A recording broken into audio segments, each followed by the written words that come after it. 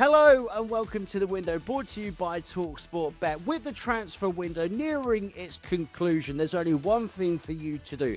Make sure you keep up to date with it all here on the talkSPORT YouTube channel. Joining me now to go through all of the big transfer news of the day is talkSPORT's chief football correspondent, Alex Crook.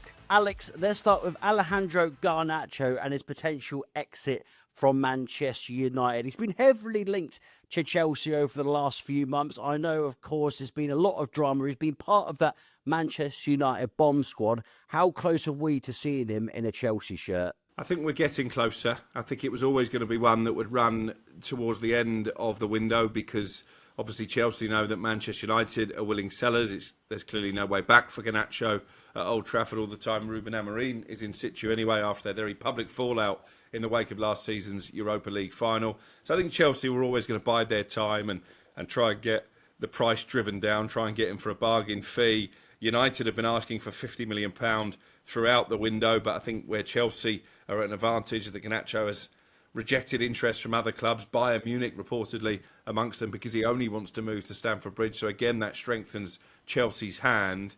We were told at talkSPORT on Wednesday evening that a deal somewhere in the region of £35 million plus add-ons, probably from a Chelsea perspective, will be enough to get this one over the line. And I think Manchester United fans will be disappointed at that when you look at how much money the likes of Eberechi Eze have gone for, what Spurs are willing to pay for Morgan Gibbs-White, to lose an academy product and one who was a key player before Amorim arrived for as little as £35 million is not a great look. Is there anyone at Chelsea that might be a bit worried about the player's attitude? We've seen it all unfold at Manchester United, him wearing the Marcus Rashford Aston Villa shirt, which, you know, his teammates, but it was a weird touch.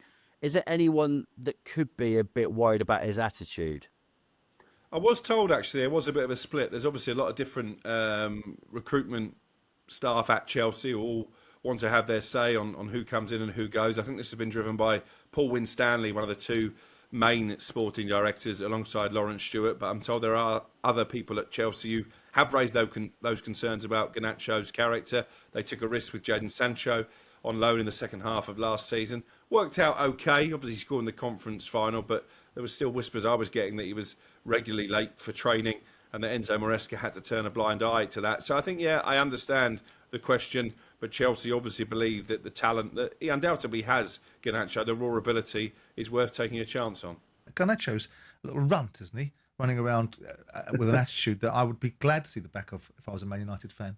I mean, wanting to be cheered but not celebrated because the fans didn't celebrate him. We got all upset about that. And running around with Aston Villa shirts on, poking his nose up at the Rashford situation. Yeah, but Chelsea, the people at the top at Chelsea are no mugs. They must see something in him. Well, yeah, I guess they must do. They saw something in Jadon Sancho as well. They couldn't get him back fast enough, could they? Alex, from Manchester United's bomb squad to Chelsea and Christopher Nkunku, it's been such an underwhelming time for him in West London. Who could he be playing for this time next week when the window shuts?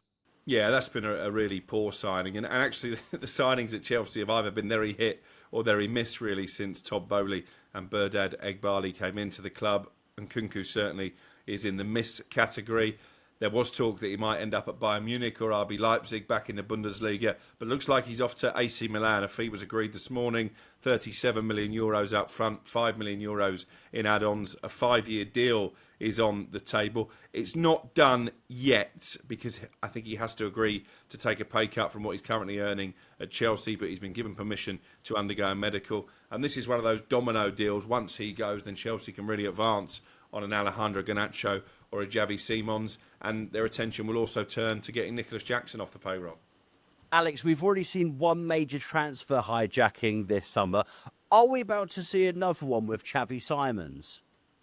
Yeah, I mean, that was the hijack of all hijacks, wasn't it? The Eze situation, the fact they were bitter rivals as well, I think only added to Arsenal fans' glee. And it would be similar here because we know all about the animosity between Tottenham and Chelsea. Again, Chelsea have felt all summer there was a deal to be done for this player. RB Leipzig looking for a fee of €65 million plus. But again, they had to get people off the payroll before they could really advance on that deal. I think his preference remains Chelsea, but he's been given permission by Leipzig to fly to London and assess his future options. I believe he will be speaking to Tottenham. But I think if Chelsea can get the deal done, I would still expect him to end up at Stamford Bridge. This has become a key position for Spurs in the final days of the window because they've lost James Maddison to injury. They couldn't get Morgan Gibbs-White out of Nottingham Forest in the end. And obviously they've missed out on his heir to Arsenal as well. It makes you think as well, doesn't it? If Tottenham can get that number 10 in, do you think they could be a force this season in the Premier League?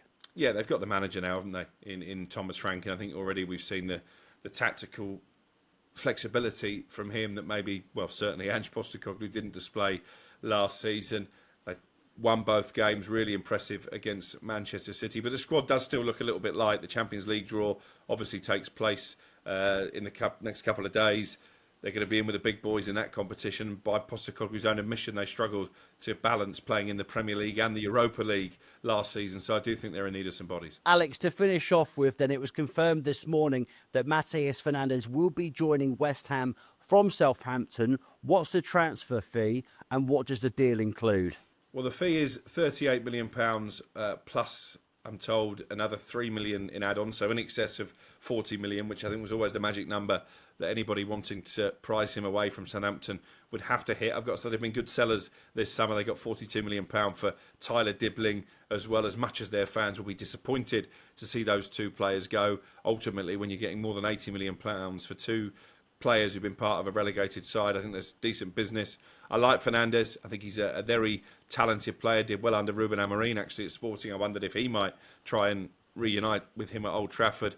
But it's West Ham, ultimately, who seem to have won this race. He's already started to undergo his medical. And again, it's a key area of the pitch for West Ham because going back to last season, and certainly the start of this, they've looked very short of legs in midfield. And Matheus Fernandes will certainly bring an extra bit of energy. There is a sell-on included in the deal as well. Southampton historically have been quite good at that 15% sell-on if West Ham managed to really get a tune out of Fernandes and then potentially sell him to a bigger club for a profit. It won't get the critics off David Sullivan's back, will it? 38 million plus another two. So well, you've got to be 40 million plus. Well, I think David Sullivan is cut from a particular cloth. He's quite hard-faced about it, and he'll be hard-faced about this. And he's not. His job is not to be popular with the fans.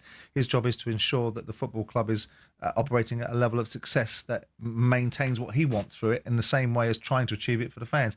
He won't be bothered. I promise you, with Sullivan, he won't be bothered what a group of West Ham fans say about him. Just to add something on to that, could this open the door for Lucas Paquetá to leave East London? Because there's been a few rumours going around over the last couple of weeks. Yeah, not necessarily. They're different players, really. Paquetá, I wrote about this in my notebook on the talkSPORT website on Tuesday, is a player of interest to Spurs. I think West Ham and their owner David Sullivan will be loath to sell a second player in one window to Tottenham, again, given the rivalry between the two teams. Paquetá not particularly pushing for the move. He feels that he owes West Ham something, I believe, because they stood by him during those betting allegations of which he's now been cleared. But if somebody was to put £60 million on the table, I think West Ham would be tempted. To keep up to date with the window and all of the big transfer stories, make sure you subscribe to the talkSPORT YouTube channel just down below.